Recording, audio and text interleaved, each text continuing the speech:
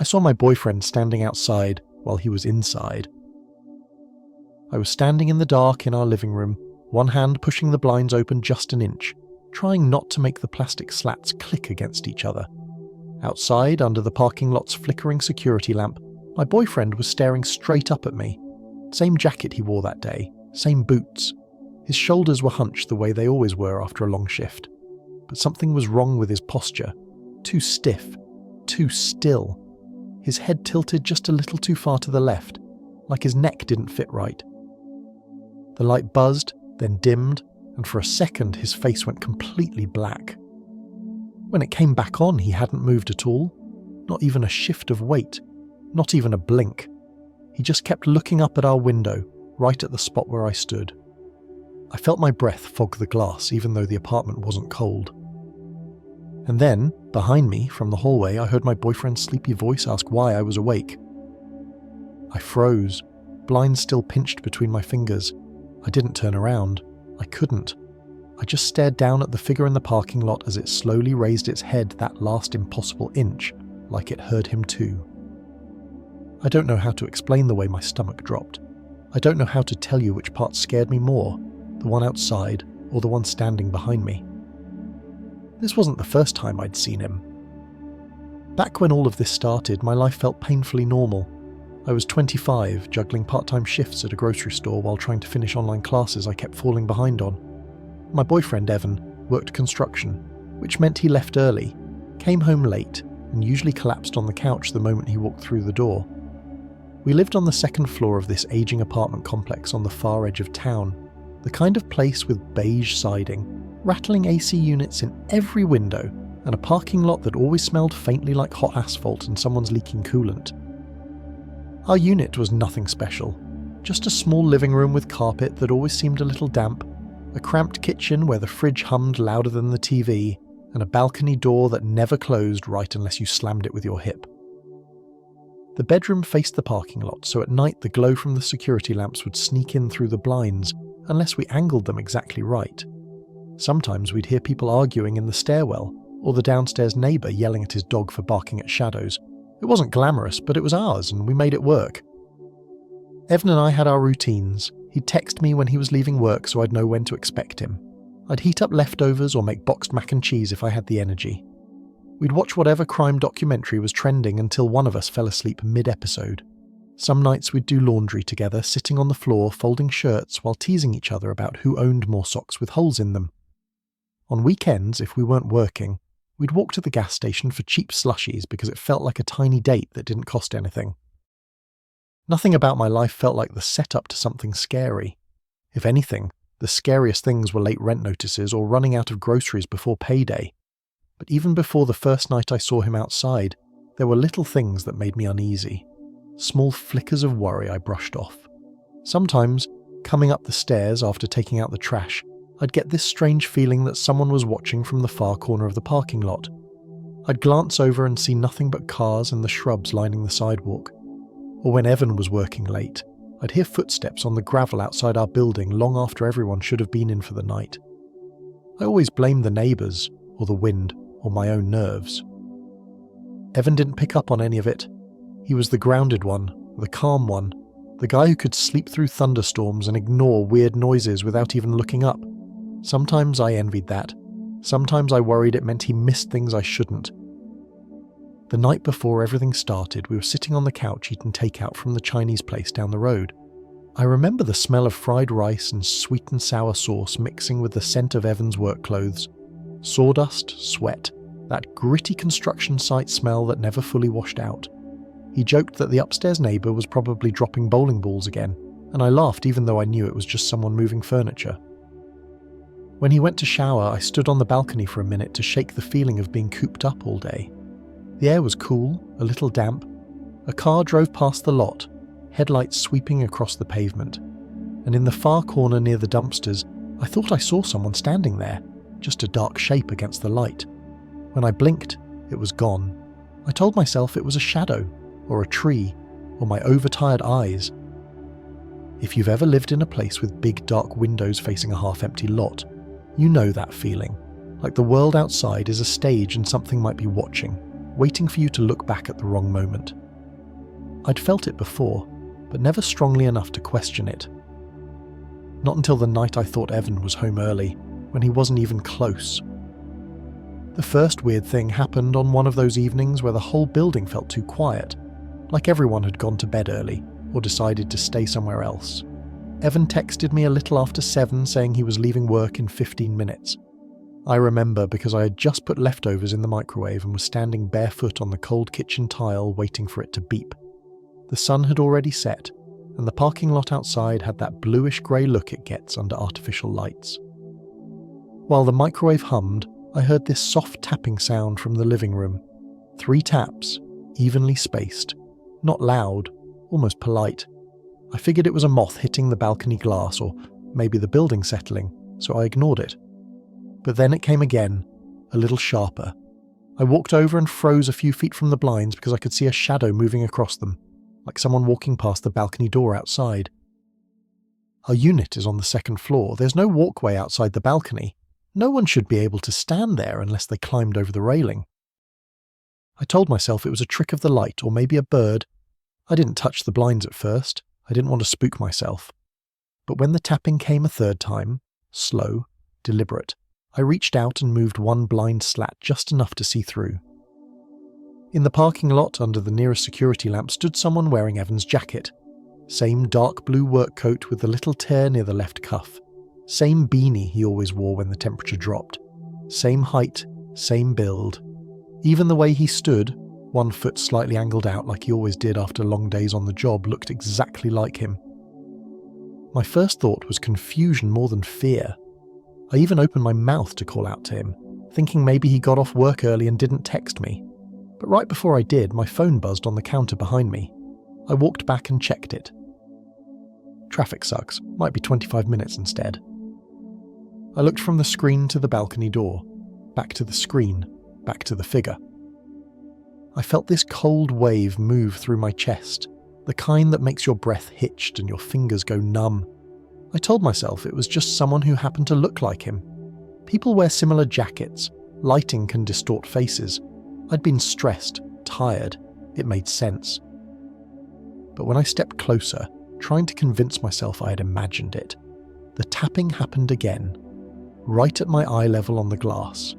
3 taps, same rhythm, and the shadow on the blinds grew darker, like whoever was outside had moved closer. I pulled the blinds just an inch more, slowly, carefully, and the figure that had been standing under the lamp wasn't under the lamp anymore. He was closer to the building now, much closer. Close enough that I should have heard footsteps on the gravel or the stairs creak, but I hadn't heard anything. My stomach dropped. I let the blinds fall shut without meaning to. I backed away until I felt the edge of the couch behind my legs. I kept telling myself it was another neighbour, someone passing through, someone who happened to look a lot like Evan from a distance. But the tapping came again, this time so close it felt like it came from just the other side of the glass, like a fingertip pressed gently but intentionally against it. That was the moment I started to feel it. Not fear exactly, but the quiet knowledge that something was off.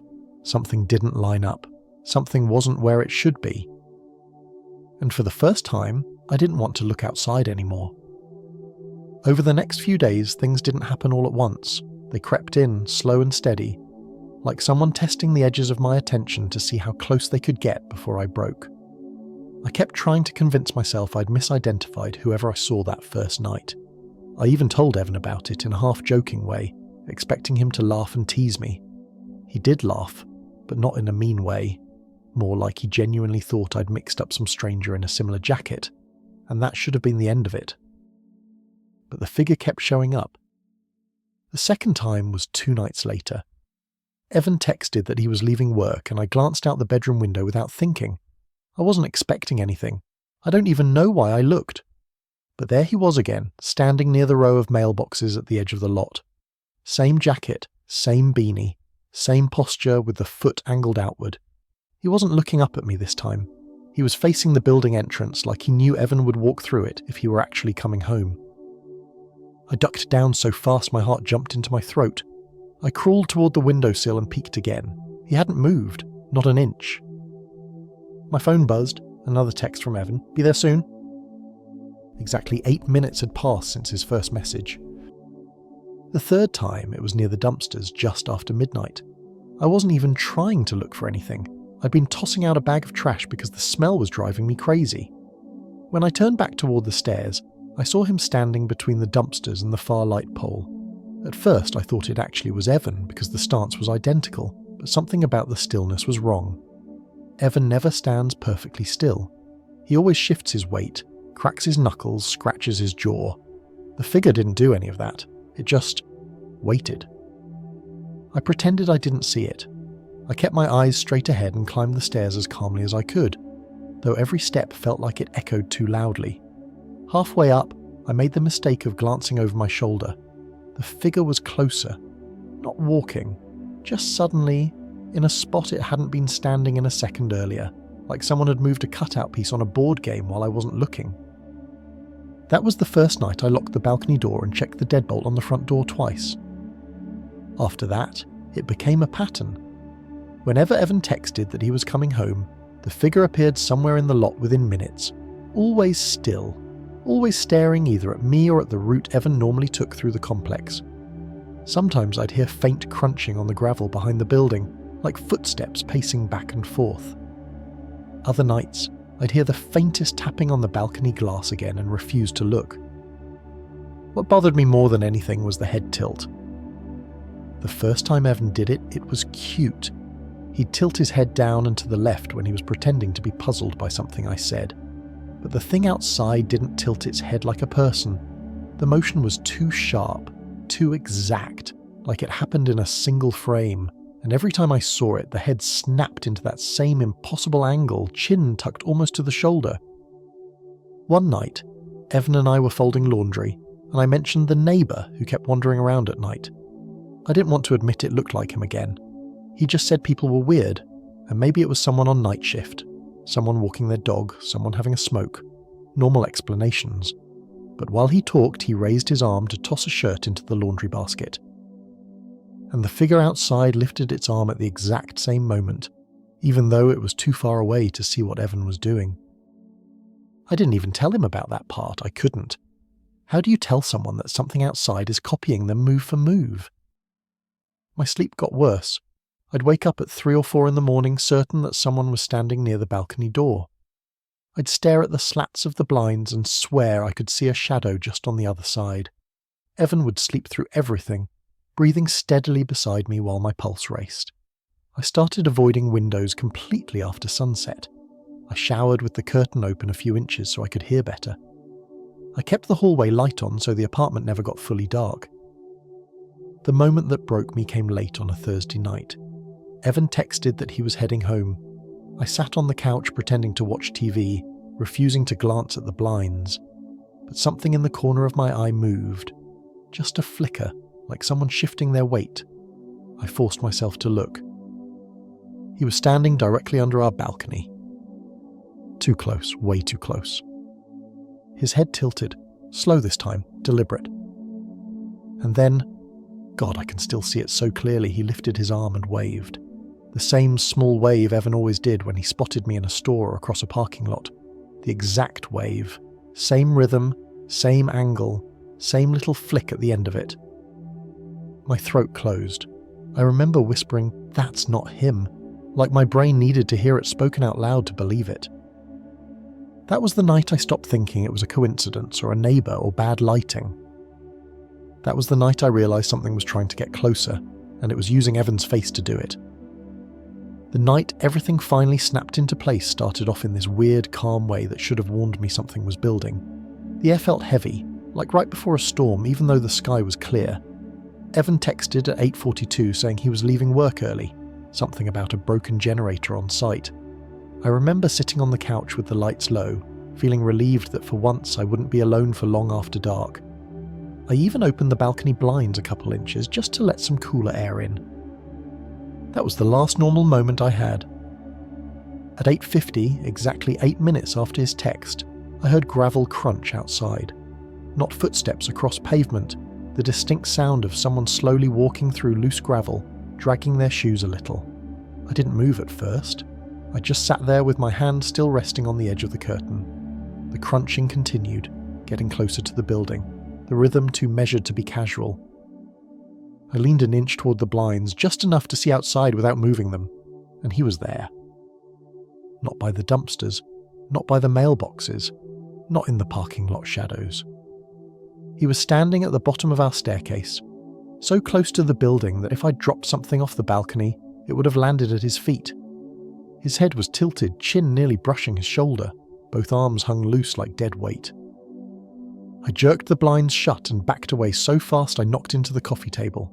The thud echoed through the apartment, and for a second I swore I heard the gravel crunch again, closer this time, like he'd taken a single step toward the stairs. My chest tightened, my hands were shaking. I grabbed my phone and called Evan, needing to hear his voice, needing proof that this wasn't something he was doing. He picked up right away, sounding annoyed and tired, and I could hear machinery and co-workers talking in the background.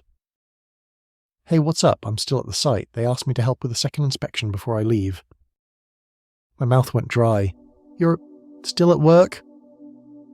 "Yeah, why?" I didn't answer. I just hung up. I know that sounds awful, but I couldn't speak. I couldn't even think straight. All I could hear now was the faint tap of something touching the front door from the outside. Not knocking, testing. The metal handle twitched like someone was trying to turn it quietly. I backed into the hallway, pulse pounding so loud it drowned out everything else. Then, very softly, I heard a voice say my name. Evan's voice. But wrong. Too flat, too steady. Like someone had recorded it and was playing it back through cheap speakers. It came from right outside the door. The balcony rattled a second later, like someone brushing against it or trying it. I didn't want to look, but my eyes flicked toward the blinds anyway. The outline of a head was visible behind them, just a faint darker shape against the slats. I grabbed the nearest thing that felt like a weapon, the kitchen knife from the sink, and stumbled into the bathroom, locking the door. My hands were slick with sweat, and the knife handle kept sliding in my grip. Everything went quiet. For maybe 15 seconds, the quiet was worse than the noises. Silence in an apartment building is never real silence. There are always pipes ticking, neighbours talking faintly, someone's TV bleeding through the wall. But this was blank, like everything outside the bathroom had frozen. Then the knock came. 3 knocks. Slow, measured, exactly the same rhythm as the tapping on the balcony glass, right on the bathroom door. I covered my mouth with my free hand because I knew I was going to make a sound. My breathing felt too loud, too noticeable. Every second felt like someone was watching the door from inches away, deciding what to do next. My phone buzzed again. I almost dropped it. It was Evan. "I just pulled into the lot," he said. "I'm coming up the stairs." The moment he said it, I heard footsteps outside, 2 different sets. One moving normally, steady and confident. The other, dragging, scraping, like someone pulling heavy boots across the concrete landing. My entire body locked up. I didn't move, I didn't breathe, I just listened. The normal footsteps reached the top of the stairs first, then the dragging ones stopped. Completely, right outside the front door. Evan knocked, 3 fast, nervous taps. "Babe, you okay? Something wrong with the lock?" The dragging footsteps didn't move, they didn't retreat, they didn't make a sound. I finally forced myself to unlock the bathroom door. My legs felt like rubber. I crept toward the front door, half expecting something to slam against it. When I looked through the peephole, Evan was standing there, shivering slightly from the cold, his shoulders hunched the same way they always were after a long day.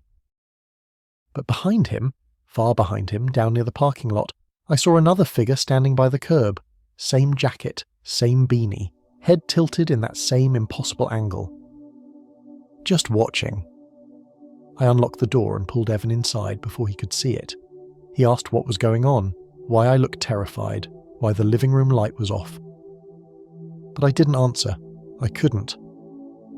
Because when he shut the door and stepped forward, the wood creaked behind him, like someone had pressed their weight against it from the outside, just a second too late. And when we finally checked the landing outside, there were wet footprints. Only halfway across. And then they just stopped. The hours after that night felt unreal, like everything had been dipped in cold water. Evan kept asking what happened, but every time I tried to explain, the words tangled into each other. I didn't want to sound crazy, and I definitely didn't want him to think I was mistaking some random guy for him over and over. So I only told him the safest version, that someone had been hanging around the building and tried the door. He didn't press. He just stayed close to me that night, checking the balcony lock twice before we went to bed. I didn't sleep. I lay awake until sunrise, staring at the outline of the blinds and waiting for a shadow to move behind them. The next morning we talked to the apartment office. The manager pulled up the security camera feed for the hallway and the parking lot, clicking around like she expected to find something obvious. But the camera near our staircase had gone out around 8 that night. "Looks like the bulb burned out," she said, even though the hallway lights weren't bulbs. They were LEDs that didn't just burn out. And the footage covering the lot didn't show anyone walking up the stairs at all. It didn't show anyone standing by the curb either, just static, as if the lens didn't catch movement even when it happened. "We filed a report anyway," Evan insisted. I stood beside him, nodding at the right times, but the whole time I felt exposed, like the person behind the desk was silently judging what I left out. I didn't mention the voice, or the tapping, or the way the figure moved without sound. I couldn't say those things out loud without feeling like they would follow me home again. For a while, we tried to pretend life was normal. We bought blackout curtains for the bedroom. Evan installed a heavier deadbolt and one of those metal security bars for the balcony door. I quit my late shifts and started working mornings so I'd always be home before dark. Evan changed his routine too. He called me now instead of texting when he was leaving work. But even with all the precautions, it felt like our apartment had grown thinner somehow. Like the walls didn't block out what they used to. I jumped at every sound. The fridge kicking on, someone's car alarm in the distance, the neighbour's dog pacing on the balcony below us. I kept feeling watched, not just from outside but from inside the apartment, like something lingered in the corners waiting for the lights to dim. Then little things started happening again. A few nights after everything, I found the blinds in the living room slightly open when I was sure I had shut them tight. Another night, around 3 a.m, a cold draft hit the back of my neck while I was lying in bed, even though the windows were closed and taped at the edges. Evan said it was probably from the vent. I didn't believe him. The worst moment, though, came when I checked my phone one morning. I had a voicemail from an unknown number. It was 23 seconds long. At first I thought it was a pocket dial, just faint static and background noise. But at the very end, right before it cut off, I heard someone whisper my boyfriend's name, my voice, but breathier, too soft, like someone was speaking through my mouth. I deleted it immediately and pretended I hadn't heard it at all. I couldn't bring myself to tell Evan. I didn't want to see the look on his face, the one where he doesn't say he's scared, but you can tell he is. For days after that, I avoided the windows altogether. I kept the curtains shut even during the day. I walked around the apartment like every light switch mattered, turning things on and off in some silent rhythm that made me feel safer, even though it probably didn't do anything at all. One morning before work, I stepped outside to lock the door behind me, and something made me glance toward the dumpsters. Maybe it was habit, or maybe it was that same cold sensation crawling up my back. At first, I didn't see anything but the usual mess. Overflowing bags, a few cardboard boxes, a broken chair someone had dumped. Then I saw him, or something shaped like him, far away, near the edge of the lot, standing perfectly still in the faint early sunlight. I blinked and he didn't disappear this time. That same jacket, that same stance. The same head tilt. He wasn't looking at me, he was looking at our apartment, watching it like he expected someone else to come out. I didn't wait to see if he moved. I just got in my car, locked the doors, and drove away with my heartbeat in my throat. And even now, weeks later, I still catch myself glancing at the parking lot every time I step outside, every time the wind brushes the blinds, every time Evan comes home a little later than usual. Because I can't shake the feeling that one of these days I'm going to see him again. Not the man I love. The other one. I've tried to make sense of what happened, but the more time passes, the less I feel like I understand. Sometimes I tell myself it was a real person, a stalker, someone obsessed, someone who figured out just enough about Evan to mess with me. That explanation should be comforting. It should mean there were rules to what I saw, something human behind it. But deep down, I don't believe it. There was something wrong in the way that figure moved, the way it mimicked him without ever feeling alive. Something about the silence around it, the stillness, the timing. It didn't behave like a person trying to frighten someone. It behaved like something trying to get in.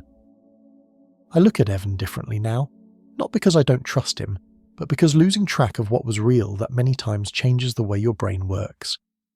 I watch the angles of his face, the way he stands when he's tired, the way he tilts his head when he's joking, and every now and then I catch myself comparing him to the shadow I saw in the parking lot.